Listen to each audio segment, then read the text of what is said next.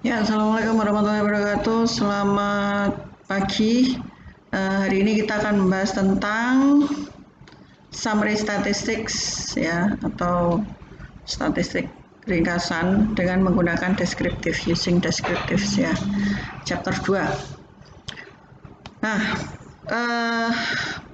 prosedur deskriptif ini bisa Anda lakukan dengan menggunakan menu deskriptif yang ada di SPSS. Nah, prosedur ini bermanfaat untuk mendapatkan, kalau kemarin kita yang frekuensi ya, maka sekarang kita menggunakan deskriptif untuk mendapatkan perbandingan ringkasan, ya, ringkasan kira-kira apakah data dari sebuah variabel skala itu terdistribusi normal atau tidak. Dan itu juga akan memudahkan kita dalam mengidentifikasi kasus-kasus yang tidak penting, yang tidak umum, unusual, ya, yang tidak umum antar variabel dengan menghitung z-score. Nah, kita akan membahas tentang ini. Pertama perlu dipahami dulu yang namanya terdistribusi normal itu apa. Harusnya kemarin waktu Anda di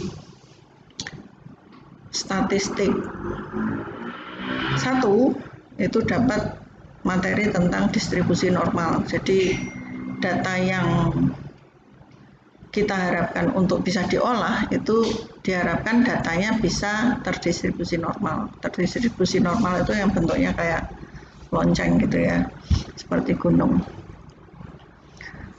Nah, untuk itu ini kita biar cepat aja ya. Nanti kalau Anda pengen tanya bisa nanti pas live dengan saya. Di sini kita akan menggunakan deskriptif, menu deskriptif untuk study kuantitatif data, ya, data kuantitatif.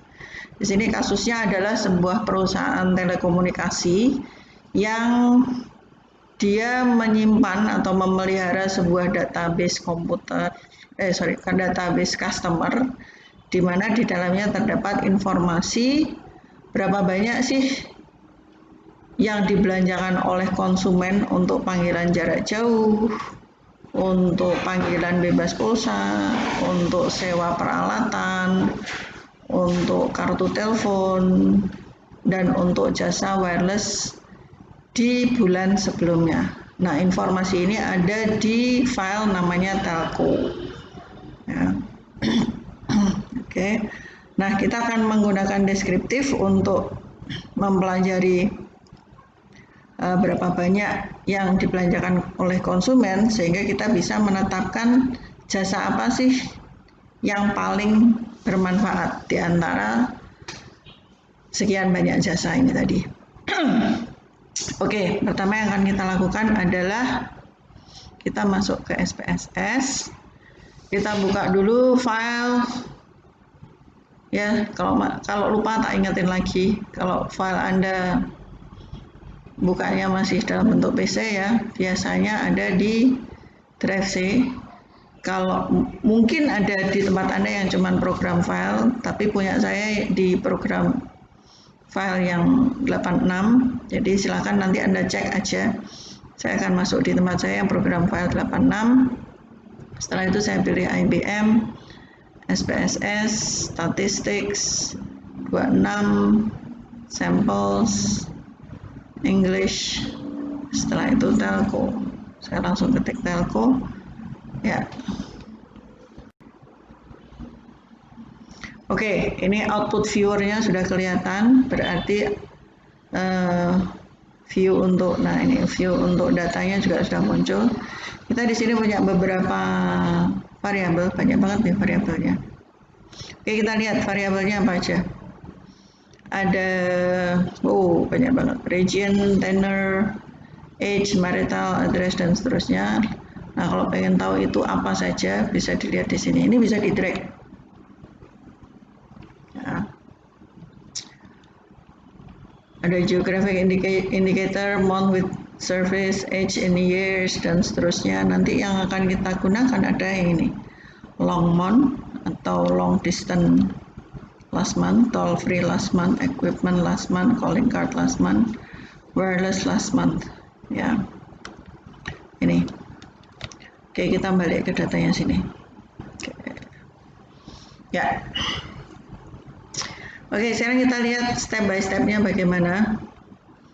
Running analysis. To run a descriptive analysis from the menus, choose.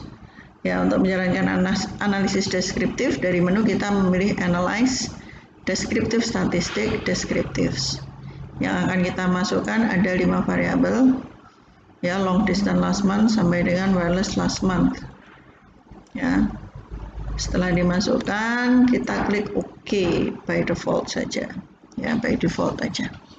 Oke, kita coba analyze descriptive statistik. Nah, kalau kemarin kan kita belajar tentang frekuensi, sekarang kita pelajari tentang deskriptif. Baik.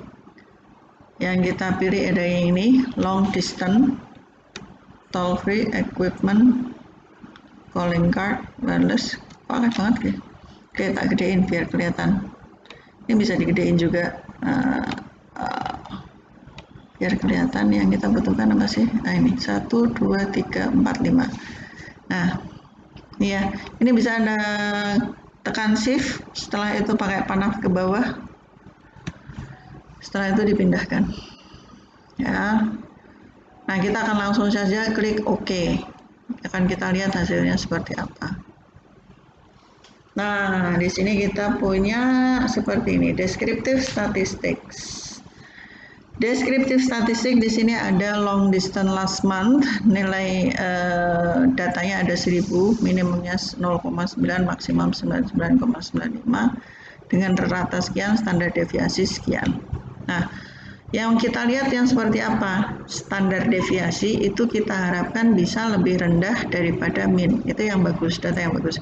Jadi semakin kecil standar deviasinya di bawah min, itu semakin bagus. Kalau kita lihat di sini, long distance last month standar deviasinya di bawah rata-ratanya, Jadi 10 di bawah 11 ya. Nah, yang toll free last month standar deviasinya tinggi, ya. Kemudian ada,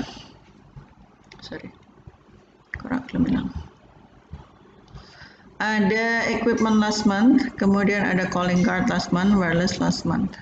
Ya, kita lihat sama nggak? Oke. Nah, sama ya. Nah, dari tabel ini kita agak kesulitan menentukan profit jasa apa yang disediakan itu yang paling menguntungkan. Tak gedein dulu biar kelihatan. Nah, mana yang paling menguntungkan? Secara rata-rata pada umumnya konsumen membelanjakan kebanyakan pada rental equipment. Kalau kita lihat di sini angkanya sama nggak sih? Oke, kita lihat 10, 16, 19, 14, 19. Oh ya, sama, pastilah sama. Kita lihat di sini paling banyak dibelanjakan di equipment karena angkanya, angkanya berapa ini? 14 rata-rata, ya. Rata-rata yang dibelanjakan adalah 14, itu dari rental peralatan. Tapi ada variasinya yang cukup tinggi. Variasinya kita lihat di sini di standar deviasinya. Oh, di sini 14, tapi standar deviasinya tinggi, lebih tinggi daripada rata-ratanya. Artinya datanya kita masih mempertanyakan ini datanya benar apa enggak, ya. Standar deviasi itu apa sih? Misalnya orang se-Tlogosari. Saya cerita dulu. Jadi orang se-Tlogosari ini rata-rata pendapatannya adalah 2 juta. Ya. Kemudian tiba-tiba Abu Rizal Bakri pindah ke Tlogosari dengan penghasilannya per detik 2 juta. Abu Rizal Bakri lah sekarang yang lagi ngetren Rafathar ya. Rafathar pindah ke Tlogosari. Pindah ke Tlogosari kan penghasilannya tinggi sekali. Itu kalau di rata-rata penduduk Tlogosari dengan Rafathar ya, pasti minnya akan mengalami peningkatan drastis. Tapi standar deviasinya juga tinggi. Karena apa? Karena Rafathar ini kan nyeleneh sendiri, sementara yang lain pendapatannya berkisar antara 1 juta sampai 10 juta, Rafathar pendapatannya bisa bermiliar-miliar. Nah, ini yang menyebabkan reratanya tidak menunjukkan hasil yang sesungguhnya. Ya, jadi variasinya jaraknya terlalu lebar antara orang biasa dengan Rafathar. Benar ya, Rafathar ya? Anaknya Raffi Ahmad ya? Ya benar, oke. Ya. Nah, sekarang permasalahan di sini adalah kebanyakan customer tidak memiliki semua jasa tersebut, tidak menggunakan semua jasa ini ya. Kayak misalnya toll free, ngapain sih rumah tangga pakai telepon bebas pulsa, kan nggak mungkin ya. Jadi kemungkinan di sini kan campur antara rumah tangga dengan perusahaan.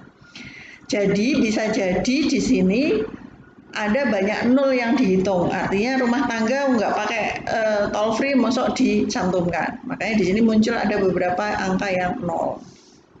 Ya.